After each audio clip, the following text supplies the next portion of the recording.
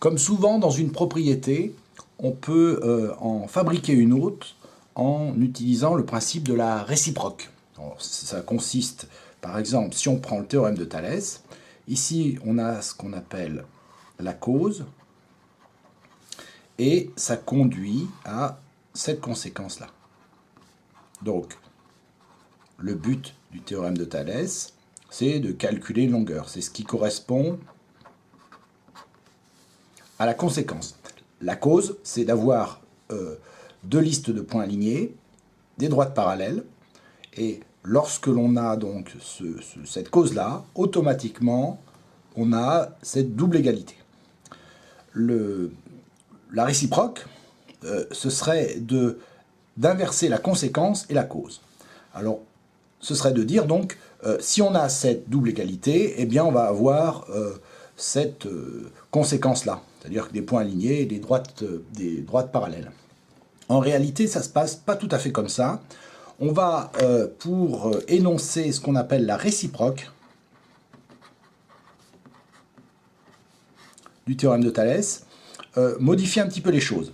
On a toujours cette forme, ici la cause, ici la conséquence, et la cause, ça va être que deux égalités de longueur. Alors par exemple, BA sur BC, qui est égal à BD sur DE, sur BE. Ou bien BD sur BE égale AD sur EC, ou bien BA sur BC égale AD sur EC. Hein. Une des trois égalités de longueur qu'on peut créer. Ainsi, alors, il n'y a pas que ça comme cause. Il faut aussi qu'on ait des points. Alors, il faut que, si on prend ces points, par exemple, il faut que le point B, le point A et le point C soient alignés. Il faut que le point B, le point D et le point E soient alignés aussi, mais attention, il faut que ces listes de points soient alignées dans le même ordre. Ça, c'est assez important.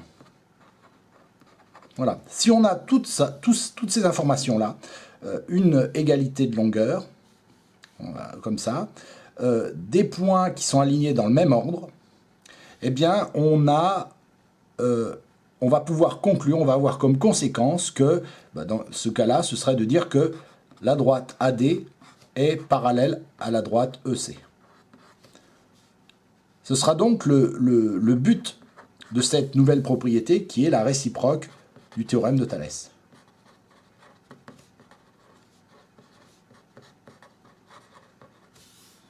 Donc le but, ce sera de prouver que des droites sont parallèles. À partir de cette propriété qu'on appelle réciproque du théorème de Thalès, dont le but est de dire que des droites sont parallèles, on peut en créer une deuxième qui va s'appeler la contraposée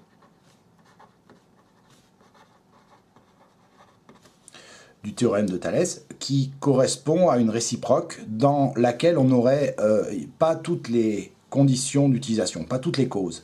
Et ici, ça reviendrait à écrire ça.